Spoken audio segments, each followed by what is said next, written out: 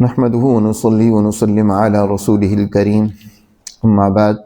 فأعوذ بالله من الشيطان الرجيم بسم الله الرحمن الرحيم أفمن شرح الله صدره للإسلام فهو على نور من ربه فويل للقاسية قلوبهم من ذكر الله أولئك في ضلال مبين الله نزل أحسن الحديث كتابا متشابها مثانية تقشعر منه جلود الذين يخشون ربهم ثم تلين جلودهم وقلوبهم إلى ذكر الله ذلك هدى الله يهدي به من يشاء ومن يضلل الله فما له من هاد أفمن يتقي بوجهه سوء العذاب يوم القيامة وقيل للظالمين ذوقوا ما كنتم تكسبون كذب الذين من قبلهم فأتاهم العذاب من حيث لا يشعرون فأذاقهم الله الخزي في الحياة الدنيا ولعذاب الآخرة أكبر لو كانوا يعلمون ولقد ضربنا للناس في هذا القرآن من كل مثل لعلهم يتذكرون قرآنا عربيا غير ذي عوج لعلهم يتقون ضرب الله مثلا رجلا فيه شركاء متشاكسون ورجلا سلما لرجل هل يستويان مثلا الحمد لله بل أكثرهم لا يعلمون إنك ميت وإنهم ميتون ثم إنكم يوم القيامة عند ربكم تختصمون صدق اللہ العظیم۔ یہ سورۃ الزمر کا تیسرا رکوع ہے۔ گزشتہ دروس میں یہ بات بیان ہوئی ہے کہ سورہ مبارکہ میں اللہ سبحانہ و تعالی نے دو قسم کی جماعتوں کا تذکرہ کیا ہے، ایک زمرۃ المتقین اور دوسری زمرۃ الکافرین، اور اللہ نے ان دونوں جماعتوں کی صفات اس سورہ مبارکہ میں جا بجا بیان فرمائی ہے۔ آج کے بھی اس درس میں سب سے پہلے اللہ نے اسی زمرۃ المتقین کی صفات میں سے کچھ صفات کا تذکرہ کیا ہے۔ اللہ تعالیٰ ارشاد فرماتے ہیں، کیا پس وہ شخص کہ جس کا سینہ اللہ نے اسلام کے لیے کھول دیا ہے، یعنی ایک وہ انسان ہے جسے اسلام کی تعلیمات اور احکامات کے لیے شرح صدر نصیب ہو گیا، وہ پورے اطمینان اور یقین کے ساتھ دین اسلام کی تعلیمات کو قبول کیے ہوئے ہے اور ان پر عمل پیرا ہے۔ شرح صدر کہتے ہیں کہ انسان ظاہر ہے جو بھی اس نے کام کرنا ہو اس سے پہلے، عمل سے پہلے وہ ایک ذہنی طور پر اس کام کے بارے میں ایک ڈیزائننگ کرتا ہے، اس کی پلاننگ کرتا ہے کہ یہ کام میں اس طریقے سے کروں گا، یہ ہو، اس کے نتائج ہوں گے، اور پھر جب پہلے پلاننگ مکمل کر لیتا ہے تو اس کے بعد پھر اس پلاننگ کے مطابق وہ عمل شروع کر دیتا ہے۔ ہر کام کی جب پہلے مثبت اور بہتر انداز سے پلاننگ ہو جائے اور پھر اس کے لیے پورے عزم اور ہمت کے ساتھ اس پر کام کیا جائے تو یقیناً وہ کام درست بھی ہوتا ہے اور پائے تکمیل تک بھی پہنچتا ہے۔ اسی کو شرح صدر کہا جاتا ہے، یعنی دین اسلام کی تعلیمات کے بارے میں پہلے وہ پوری طرح غور و فکر کرتا ہے، اچھی طرح ان کو سمجھنے کی کوشش کرتا ہے، پھر جب اسے یقین ہو جاتا ہے کہ یہی تعلیمات اس دنیا میں بھی کامیابی کا واحد ضامن ہے اور آخرت کے اندر، پھر اب اس پر وہ پوری عزم اور ہمت کے ساتھ اس پر عمل پیرا ہو جاتا ہے، کاربند ہو جاتا ہے، تو یہ کہا جائے گا کہ اس کو اللہ نے شرح صدر عطا فرما دیا۔ جو انسان اس طریقے سے دین اسلام کی تعلیمات کو سمجھ کر ان پر عمل پیرا ہے، تو فرمایا کہ جس کو اللہ نے شرح صدر عطا فرمایا اسلام کے لیے تو فَهُوَ عَلَى نُورٍ مِّن رَبِّهِ، یہ انسان در حقیقت اپنے رب کی طرف سے روشن کیے ہوئے اس ہدایت اور نور پر ہے، جی، جو اللہ نے انسانیت کے لیے ہدایت کا راستہ جو منور کیا، روشن کیا، یہ اس کے اوپر قائم ہے۔ فَهُوَ عَلَى نُورٍ مِّن رَبِّهِ، ایک یہ انسان ہے، اور ایک ایسا نہیں ہے کہ وہ یا تو دین اسلام کی تعلیمات کو سمجھتا ہی نہیں ہے، یا سمجھتا ہے تو ان پر عمل نہیں کرتا ہے۔ گمراہی کی یہ دو ہی راستے ہیں۔ قرآن مقدس نے ایسے لوگوں کے راستے سے بچنے کی تعلیم فرمائی، ہدایت فرمائی کہ اللہ سے پناہ مانگو۔ سورہ فاتحہ میں ہم ہر نماز کے اندر، ہر رکعت کے اندر دعا کرتے ہیں کہ اللہ غیر المغضوب علیہم ولا الضالین، ہمیں ایسے لوگوں کے راستے پر نہ چلانا جن پر تیرا غضب ہوا ہے، جو ضالین ہیں۔ مغضوب ان کو کہا جاتا ہے کہ جو عمل ہی نہیں کرنا چاہتے، بات تو ان کو سمجھ آ گئی ہے لیکن اس کے مطابق وہ عمل نہیں کرنا چاہتے، منافقت سے کام لیتے ہیں، مفاد پرستی، نفس اور خواہشات کے وہ غلام اور اسیر بن چکے ہیں، ان کو مغضوب کہا جاتا ہے کہ ان پر غضب ہے کہ ایک بات سمجھتے جانتے ہوئے بھی جب انسان اس کو نہ اختیار کرے تو وہ انسان اللہ کے غضب کا ہی مستحق ہے۔ اور ضال اسے کہتے ہیں کہ جسے بات ہی سمجھ نہیں آتی، اس کی عقل ہی کوری ہے اور اندھی ہے، بات الٹی سمجھتا ہے، وہ گویا کہ وہ جہالت کا شکار ہے، وہ راستہ ہی گم کردہ ہے۔ تو شرح صدر اس کے مقابلے میں اس کو نصیب ہوگا کہ جو بات بھی اچھی طرح سمجھے اور اس پر عمل بھی پیرا ہو، اور ان میں سے اگر ایک ہو اور ایک نہ ہو تو پھر وہ مغضوب ہے یا ضال ہے، وہ ایسا نہیں ہے کہ جسے شرح صدر نصیب ہوا ہو۔ تو ایک وہ انسان ہے جس کے سامنے جب اپنے رب کی طرف سے ہدایت کا نور آیا اور اس نے پورے شرح صدر کے ساتھ سمجھ کر اس پر عمل کیا، ایک ہی انسان ہے۔ اور ایک ایسا نہیں ہے، تو دونوں برابر ہو سکتے ہیں؟ نہیں۔ فویل للقاسیۃ قلوبہم، یہ جو دوسرا انسان ہے جس کو شرح صدر حاصل نہیں ہوا، اس کا دل سخت ہو جاتا ہے اور یہ بد عملی، بد اخلاقی، بد کرداری، ظلم و زیادتی کا شکار ہو جاتا ہے۔ تو ایسے انسان اس پر صد افسوس، صد حسرتیں، فویل، پس ویل ہے، بڑا افسوس اور حسرت ہے اس انسان کے لیے کہ جن کے دل سخت ہو چکے ہیں من ذکر اللہ، اللہ کے ذکر سے۔ اللہ کا یہ ذکر الہی قرآن مقدس کی صورت میں آیا، دین اسلام کی تعلیمات جو اس کے پر آئیں، اس کے پاس آئیں، ان کو سمجھنے سے ہی ان کے دل سخت ہو چکے ہیں، اس میں غور و فکر ہی نہیں کرتے، یا اتنے کج رو ہو چکے ہیں کہ ان پر عمل پیرا ہونے کے لیے تیار نہیں۔ اولئک فی ضلال مبین، فرمایا یہی لوگ سری اور کھلی گمراہی میں مبتلا ہیں۔ دیکھو اللہ نزل احسن الحدیث، اللہ نے سب سے بہترین بات، بہترین کلام انسانیت کے لیے نازل کیا ہے، احسن الحدیث۔ اس سے بہتر کوئی کلام، اس سے بہتر کوئی تعلیم نہیں ہے۔ سب سے بہترین تعلیمات اللہ نے اپنے اس نبی صلی اللہ علیہ وسلم کے ذریعے سے اس انسانیت کے لیے اتاری ہے، تو یہ سب سے بہترین کلام ہے۔ اور اس کی آگے دو صفات بیان فرمائی ہیں کہ یہ جو کتاب اللہ نے اتاری ہے، کتاباً احسن الحدیث کیا ہے؟ کتاباً متشابہاً، جس کے مضامین آپس میں ملتے جلتے ہیں۔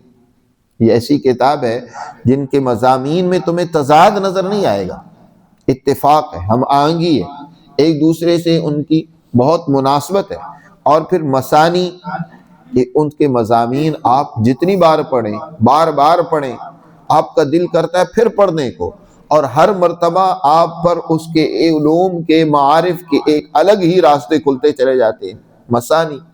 جس کو بار بار دہرایا جاتا ہے۔ قرآن کو جتنا پڑھا جائے اتنا ہی زیادہ اس میں لذت، اتنے ہی اس کے اندر علوم اور احکامات کا ایک نیا سے نیا دروازہ انسان پر کھلتا ہے۔ آپ بار بار پڑھیں اس کو، اس کی تفسیر بار بار کریں، لیکن ہر بار آپ کو نئی بات سمجھ آئے گی۔ تو مسانی، اس کا ایک مطلب تو یہی ہے کہ جس کے مضامین بار بار پڑھنے کو دل کرتا ہے اور پڑھے جاتے ہیں بار بار۔ دوسرے مطلب معنی یہ بھی ہیں کہ اس کے جو مضامین ہیں وہ کہیں اجمالاً، کہیں تفصیلاً اللہ نے بیان فرمایا ہے۔ اللہ ایک ہی مضمون کو ایک جگہ پر تفصیل سے بیان کرتا ہے، پھر اس کا خلاصہ آخر میں اجمالی طور پر ذکر کر دیتا ہے۔ کہیں اللہ اس کو اجمالاً ایک جگہ پر ذکر کرتا ہے اور پھر بعد میں دوسری جگہ اس کی تفصیل بیان کر دیتا ہے۔ تو اس کے مضامین کو دہرایا گیا ہے، مختلف انداز اور طریقوں سے بیان کیا گیا ہے، کیونکہ یہ کوئی ایسی ایک تاریخی کتاب نہیں ہے کہ واقعات ایک سرے سے شروع کر کے آخر تک پہنچا کر ان کو ختم کر دیا جائے، بلکہ یہ کتاب ہدایت اور رہنمائی ہے۔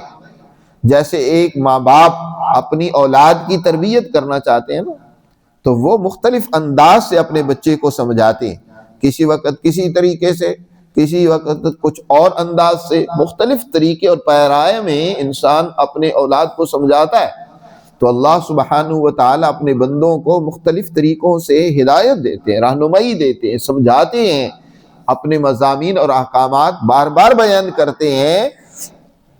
تاکہ لوگ سمجھ جائیں۔ اگر کوئی ایک تاجر ذہنیت کا ہوتا ہے تو اس کو سمجھانے کے لیے اللہ نے ایک الگ انداز اور پیرایہ بیان کیا، کوئی کاشتکار ذہنیت کا ہے تو اس کے لیے الگ اللہ نے زمینوں کی زرخیزی اور ان کے لیے بارشوں کا نزول اور پانیوں کا آنا برسانا، اس کو ایک مختلف طریقے اور انداز سے بیان کیا۔ کوئی حکمران ہے تو اس کو سمجھانے کے لیے اللہ نے ایک اور طریقہ کار اختیار کیا کہ اللہ کی صفت عدل کا بیان کیا، حکمران طبقے کی اچھی صفات اور اسی طرح ظالم طبقے کے ظلم کو بیان کیا۔ عامی آدمی ہے تو اس کو سمجھانے کے لیے ایک اور طریقے سے بیان کیا۔ تو یہ ہر ایک کو سمجھانے کے لیے اللہ نے اس میں انداز اور طریقہ کار اختیار کی ہے کہ ہر ایک، کوئی بھی ہو، مرد ہو یا عورت، کسی شعبے سے وابستہ ہو، وہ اس سے مکمل رہنمائی لے سکتا ہے۔ اور پھر اس کتاب کی مضامین اس قدر جاندار ہیں کہ تقشعر منہ جلود الذین یخشون ربہم، کہ جن لوگوں کے دلوں میں اپنے رب کا ڈر اور خوف ہوتا ہے، جب وہ اللہ کے قرآن کے مضامین کو سنتے ہیں تو ان کے جسموں کے رونگٹے کھڑے ہو جاتے ہیں۔ تقشعر منہ جلود الذین، کانپ اٹھتے ہیں اس قرآن کی وجہ سے ان کے جسم کے چمڑے تک بھی، یعنی جسم کے رونگٹے بھی کھڑے ہو جاتے ہیں۔ یخشون ربہم، الذین یخشون ربہم، جو اپنے رب سے ڈرتے ہیں، جن کے دلوں میں ڈر اور خوف ہوتا ہے۔ قرآن میں انسان کو سمجھانے کے لیے کہیں تو ترغیبات ہیں، تخویفات ہیں، اور کہیں جو ہے ترغیبات ہیں۔ اللہ نے کہیں ڈرایا ہے، دنیا کے اندر بھی انسانوں پر جو سزا آئے گی اس سے ڈرایا ہے، قبر میں اور کل قیامت کے دن حشر میں مختلف انداز سے کہیں اپنے جلال اور ہیبت کا بیان ہے، اور دوسری طرف کہیں اپنی رحمت اور اپنے کرم کا بیان ہے۔ ایسے لوگوں کے لیے جو اللہ کی ہدایت پر عمل کریں، دنیا میں کامیابی کا تذکرہ ہے۔ تو ڈر اور خوف کی آیات جب پڑھتے ہیں تو اس کی وجہ سے ان کا حال، دل لرز اٹھتے ہیں، اس کے اثرات ان کے جسموں کے رونگٹوں پر، بالوں پر تک ظاہر ہوتے ہیں کہ جب وہ اللہ کا قرآن پڑھتے ہیں ان پر ایک عجیب ہیبت طاری ہو جاتی ہے۔ اور دوسری طرف جب وہ آیات پڑھتے ہیں جن میں اللہ کی رحمت، اللہ کی عنایت و کرم کا بیان ہوتا ہے، تو ثم تلین جلودہم وقلوبہم الی ذکر اللہ، تو ان کی جو ہے جسم جو ہے ان کے اور ان کے دل جو ہے اللہ کی ان آیات کو سن کر نرم ہو جاتے ہیں اور اللہ کے ذکر کی طرف متوجہ ہو جاتے ہیں، یعنی ان کے دلوں میں اللہ کی محبت بڑھ جاتی ہے اور یاد الہی ان کے دلوں میں گھر کر جاتی ہے اور وہ خوب اللہ کا ذکر کرتے ہیں۔ ثم تلین جلودہم وقلوبہم الی ذکر اللہ، اللہ کے ذکر کی طرف متوجہ ہو جاتے ہیں۔ ذالک ھدی اللہ، لوگو یہی اللہ کی ہدایت ہے کہ اللہ کے قرآن کو پڑھو، اس سے رہنمائی لو، اس سے عبرت حاصل کرو، سبق سیکھو، یہی اللہ کی ہدایت ہے۔ اور اللہ یہ ہدایت جسے چاہتا ہے عطا کرتا ہے، یہدی بہ من یشاء، اور عطا اسے ہی کرتا ہے جو خود چاہتا ہے۔ دوسری جگہ پہ فرمایا والذین جاہدوا فینا لنہدینہم، اللہ ہی جسے چاہتا ہے ہدایت دیتا ہے، لیکن وہ چاہتا، اس کی مشیت کس سے متعلق ہے؟ اس انسان سے ہی متعلق ہے کہ جو انسان ہدایت کا متلاشی اور طالب ہے۔ جو طالب ہی نہیں ہے، ہدایت چاہتا ہی نہیں ہے، تو اللہ کی مشیت اس سے متعلق نہیں ہوتی کہ اسے اللہ ہدایت دے۔ وَمَن يُضْلِلِ اللَّهُ فَمَا لَهُ مِنْ هَادٍ، جسے اللہ گمراہ کر دے، اور اللہ گمراہ اسی کرتا ہے جو ہدایت سے بھاگتا ہے، تو پھر اسے کوئی اور ہدایت نہیں دے سکتا۔ جس نے اپنے قانون کے تحت انسان کے لیے ہدایت کا راستہ بند کر دیا، اب چاہے کوئی بھی دنیا کی طاقت و قوت اسے ہدایت پر لانا چاہے نہیں لا سکتی۔ وَمَن يُضْلِلِ اللَّهُ فَمَا لَهُ مِنْ هَادٍ۔ افمن یتقی بوجہہ سوء العذاب یوم القیامہ، مزید اللہ نے ارشاد فرمایا کہ کیا بھلا وہ شخص جو بدترین قیامت کے بدترین عذاب سے اپنے چہرے کے ذریعے سے بچے گا۔ دنیا میں عموماً انسان کو کوئی تکلیف جب آتی ہے نا، سامنے سے کوئی اس پر حملہ ہوتا ہے تو وہ ہاتھ سے اس کا دفاع کرتا ہے، ہاتھ سے اس کو روکنے کی کوشش کرتا ہے، لیکن کل قیامت کے دن انسان اس کے ہاتھ گردن میں بندھے ہوئے ہوں گے، مغلولۃ الی عنقک، اس کے گردن کے ساتھ اس کے ہاتھ بندھے ہوئے ہوں گے، ہاتھوں کو تو استعمال نہیں کر سکے گا۔ اب اللہ کا عذاب جب سامنے آئے گا تو چہرہ ہی اس کا سامنے ہوگا، چہرے سے وہ بدترین عذاب اور جہنم اور آگ کو روکے گا، یعنی اس پر چہرے پر اس کی براہ راست اس کی ضرب پڑے گی۔ تو ایک وہ شخص ہے جو قیامت کے دن کے بدترین عذاب کو اپنے چہرے کے ذریعے سے روکنا چاہتا ہے، اس سے بچنا چاہتا ہے، ایک یہ ہے جی، اور ایک وہ ہے کہ جس کو اللہ نے جہنم سے ہی بچا لیا۔ کیا دونوں برابر ہیں؟ لیس کذالک، دونوں برابر نہیں ہیں۔ وقیل للظالمین ذوقوا ما کنتم تکسبون، اور کہا جائے گا ظالموں سے چکھو تم جو تم کسب کرتے تھے، جو تم دنیا میں ظلم کرتے تھے، بدماشیاں کرتے تھے، یہ جہنم اس کا ہے، اس کی سزا ہے۔ نبی کریم صلی اللہ علیہ وسلم سے پوچھا گیا کہ سب سے بڑا عقل مند کون انسان ہے، دانا کون انسان ہے، من اقیس الناس؟ آپ صلی اللہ علیہ وسلم نے ارشاد فرمایا کہ عقل مند انسان وہ ہے جو حازم اللذات کو کثرت سے یاد کرتا ہے، موت کو کثرت سے یاد رکھتا ہے کہ مجھے مرنے کے بعد اللہ کے حضور پیش ہونا ہے، اس کو یاد کرنے والا سب سے زیادہ عقل مند انسان ہے۔ آپ صلی اللہ علیہ وسلم سے پھر پوچھا گیا کہ کیا اس کی علامات ہیں کہ جو اللہ کو کثرت سے یاد کرتا ہے؟ فرمایا آپ صلی اللہ علیہ وسلم نے جو دار الغرور سے، اس دھوکے کے گھر سے جسے اس نے بہر صورت چھوڑ کر جانا ہے، اس سے دور رہتا ہے، ضرورت کی بقدر اس کے پیچھے پڑتا ہے۔ یہ نہیں ہے کہ ضرورتیں پوری ہو رہی ہیں پھر بھی عیاشیوں میں ڈوبا ہوا ہے، پھر بھی اس دولت کے پیچھے دوڑ لگائے ہوئے، اور الی دار الخلود، ہمیشہ کے گھر کی طرف اس کی رغبت ہے۔ دار الغرور سے وہ بھاگتا ہے اور دار الخلود کی طرف اس کا دھیان اور توجہ ہے۔ یہ انسان عقل مند ہے جی۔ اور آج ہمارا حال الٹا ہے، ہم دنیا کی طرف ہی ضرورتوں سے آگے بڑھ کر خواہشات کی تکمیل میں لگ گئے۔ تو اللہ سبحانہ و تعالی فرماتے ہیں وَقِيلَ لِلظَّالِمِينَ ذُوقُوا مَا كُنتُمْ تَكْسِبُونَ كَذَّبَ الَّذِينَ مِن قَبْلِهِمْ، اے پیغمبر ان سے پہلے بھی، یہ مکہ کے مشرک جو ہیں، ان سے پہلے بھی لوگوں نے اللہ کی تعلیمات کی تکذیب کی، تو فَأَتَاهُمُ الْعَذَابُ، ان پر عذاب الہی ایسے طریقے اور ایسی جگہ سے آیا کہ انہیں سمجھ ہی نہیں آئی، لا یشعرون، وہ سمجھ ہی نہیں پا رہے تھے کہ کیا ہمارے ساتھ ہو گیا، یہ من حیث لا یشعرون، ایسے طریقے سے عذاب الہی آتا ہے۔ کتنی قومیں ہیں کہ وہ سمجھ رہے تھے کہ یہ بارشیں ہیں، برسیں گی، بادل ہیں، ہمارے لیے جو ہے نا نعمت بن کر آئے گی، لیکن وہی ان کی تباہی و بربادی کا سبب بن گئی جی۔ تو فرمایا فَأَتَاهُمُ الْعَذَابُ مِنْ حَيْثُ لَا يَشْعُرُونَ فَأَذَاقَهُمُ اللَّهُ الْخِزْيَ فِي الْحَيَاةِ الدُّنْيَا، ایسے لوگوں کو اللہ نے دنیا میں بھی ذلت اور رسوائی کا عذاب، اس کا مزہ چکھایا، دنیا میں بھی ذلیل و رسوا ہوئے ہیں۔ اللہ نے ان پر ایسے عذاب مسلط کیے اور دنیا میں ایسی قومیں مسلط کی جو بڑی ظالم، طاقتور، جنہوں نے نہ ان کے بچوں پر رحم کیا، نہ ان کی عورتوں کو چھوڑا، نہ ان کے بڑے بوڑھوں کو بخشا، جنہوں نے انہیں قتل کر کے کاٹ کے رکھ دیا، ان کے ٹکڑے ٹکڑے کر دیے، ان کی عبادت گاہوں کو بھی ویران کر دیا۔ تب جب ان کے اندر دنیا کی ہوس، لالچ، خود غرضی، ظلم و زیادتی اور بدماشی پیدا ہو گئی، تو پھر اللہ نے اس کے بدلے میں انہیں دنیا کے اندر بھی ذلت کا عذاب دیا، اور ولا عذاب الآخرت اکبر، اور عذاب آخرت بہت بڑا ہے۔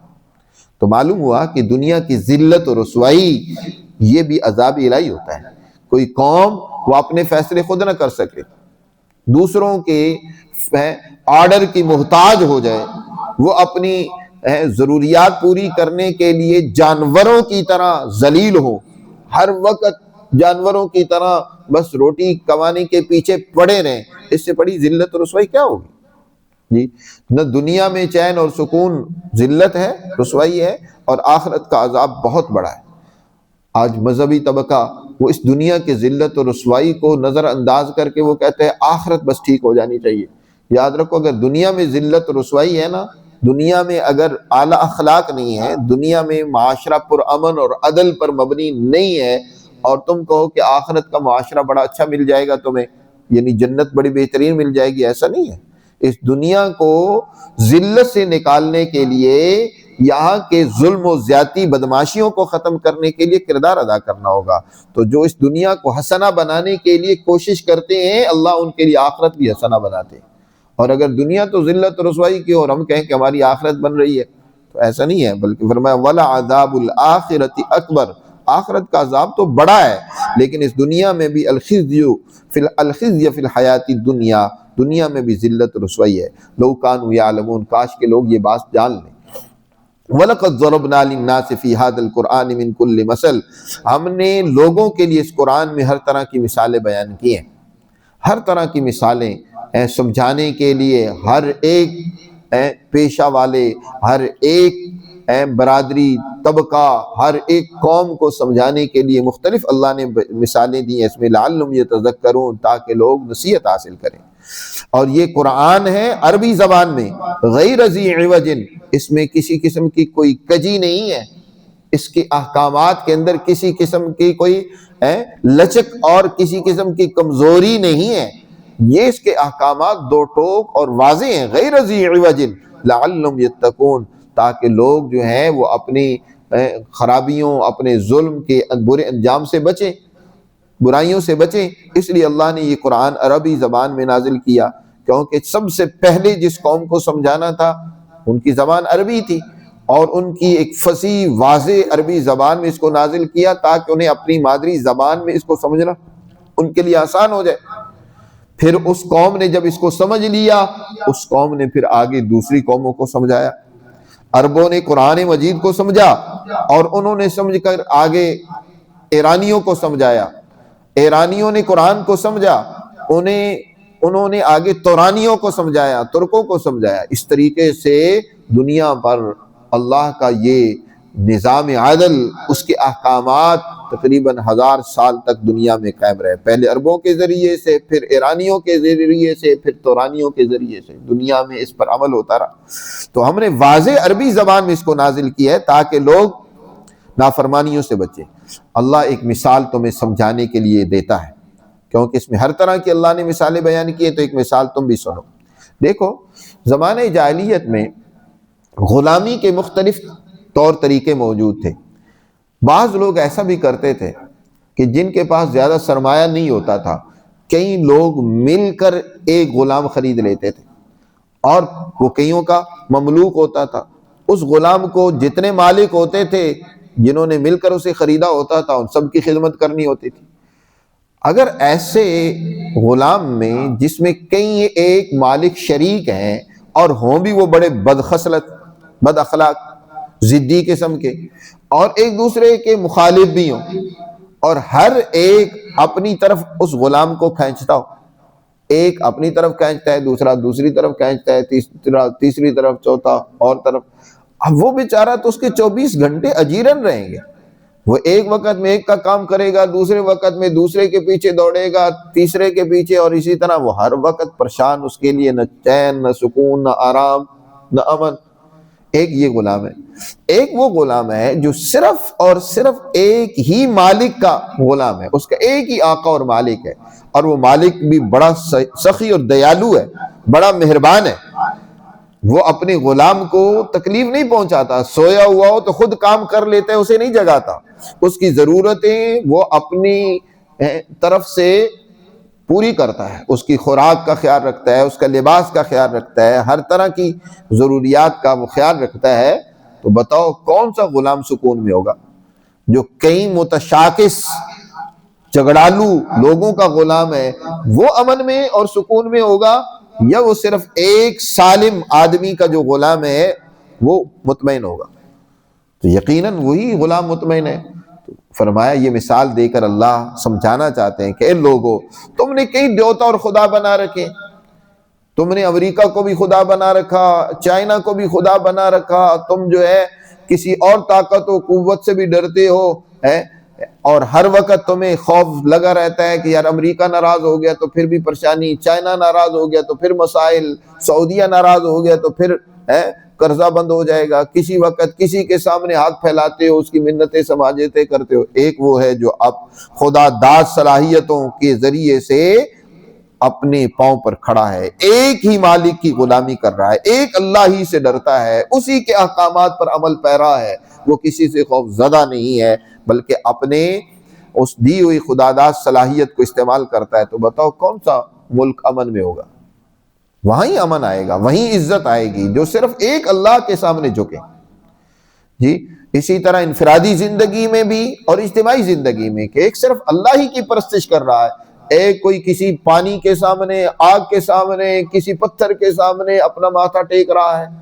ہے، کوئی کسی کے سامنے ڈنڈورا پیٹ رہا ہے. تو یاد رکھو کون امن میں ہوگا، کون سکون میں ہوگا؟ صرف وہی جو صرف ایک خدا کے سامنے اپنے آپ کو جھکائے. فرمایا ضرب اللہ مثلا، اللہ مثال بیان کرتا ہے، رجلا، ایک ایسے آدمی کی فیہ شرکاء جس میں کئی شریک ہیں، متشاکسون، اور وہ ہیں بھی بڑے سخت جھگڑالو. متشاکس، تشاکس کہتے ہیں بد خصلت کو، جس کی خصلتیں بہت بری ہوں، ضدی قسم کے لوگ، ان کو متشاکس کہا جائے. ایسے مالک جو متشاکس ہیں. ایک یہ آدمی ہے. وَرَجُلًا سَلَمًا لِرَجُلٍ، ایک وہ آدمی ہے جو سالم صرف ایک ہی آدمی کا غلام ہے. هَلْ يَسْتَوِيَانِ، مسئلہ کیا یہ دونوں مثال میں برابر تمہیں لگتے ہیں؟ نہیں. الحمدللہ، ساری تعریفیں اللہ ہی کے لیے ہیں، وہی سب کا مالک ہے اور بڑا مہربان ہے. بل اکثرهم لا يعلمون، بلکہ اکثر لوگ نہیں جانتے. نبی کریم صلی اللہ علیہ وسلم جب مکہ کے کافروں اور ظالموں کو سمجھاتے اور ڈراتے تھے آخرت سے، اور اس طریقے سے دن بدن دین اسلام کی تعلیمات بڑھتی چلی جا رہی تھی، لوگوں کے دلوں میں گھر کرتی جا رہی تھی اور دین اسلام کی ترقی روز افزوں تھی، تو مخالفین جو ہے نا وہ کہتے تھے کہ یہ مرے گا تو پھر جان چھوٹے گی، یہ جب دنیا سے چلا جائے گا تو پھر اس کی آگے اولاد تو ہے کوئی نہیں ہے، آگے نسل تو اس کی کوئی ہے نہیں جس نے چلنا ہے اور اس کے مشن کو آگے کوئی جاری رکھے. تو یہ ختم ہو گیا تو بس یہ سارا سلسلہ ختم. وہ آپ کے انتظار میں، موت کے انتظار میں تھے. تو اللہ سبحانہ وتعالی نے فرمایا انک میت، بے شک آپ نے بھی دنیا سے انتقال فرمانا ہے، دنیا سے جانا ہے، لیکن کیا انہوں نے ہمیشہ رہنا ہے؟ وانہم میتون، بے شک انہیں بھی مرنا ہے، یہ بھی دنیا چھوڑ کے جائیں گے، یہ یہی نہیں رہیں گے. سمجھ رہے ہیں کہ آپ چلے جائیں گے تو پیچھے پھر ان کے یہ مخالفت اور یہ سارا سکون ان کو امن مل جائے گا، نہیں. وَإِنَّهُمْ مَيِّتُونَ، اور پھر ثُمَّ إِنَّكُمْ يَوْمَ الْقِيَامَةِ عِنْدَ رَبِّكُمْ، پھر بے شک تم قیامت کے دن اپنے رب کے حضور جھگڑا کرو گے، اپنے رب کے حضور اپنی اس دنیا کے اختلافات کو پیش کرو گے، اور پھر وہاں اللہ فیصلہ کرے گا کون حق پر تھا اور کون باطل اور غلط راستے پر تھا. جی یہاں تمہارا فیصلہ نہیں ہونا، یہ فیصلہ کل قیامت کے دن ہی اللہ کرے گا. آج بھی دنیا میں اسلام اور کفر، عدل اور ظلم کے درمیان میں اختلاف چلا آ رہا ہے. آج بھی سچی طاقتیں اور قوتیں، ان کے مخالفت کرنے والی ظالم طاغوتی طاقتیں اور قوتیں موجود ہیں، اور اس طریقے سے دنیا کے یہ جھگڑے ختم نہیں ہوں گے، یہاں تو یہ سلسلہ چلتا رہے گا، اس کا اختتام کل قیامت کے دن ہی ہوگا. تو اس طریقے سے اللہ سبحانہ وتعالی نے اس رکوع میں بڑی مثالوں اور تفصیلات کے ساتھ اس حقیقت کو واضح کیا ہے کہ جس انسان کو اللہ شرح صدر عطا فرما دیں اسلام کے بارے میں، دین اسلام کے احکامات پر وہ مطمئن ہو اور پورے اطمینان اور یکسوئی کے ساتھ اس پر عمل پیرا ہو، وہی انسان در حقیقت دنیا و آخرت کے اندر کامیاب ہے. اللہ ہمیں سمجھ نصیب فرمائے اور شرح صدر عطا فرمائے.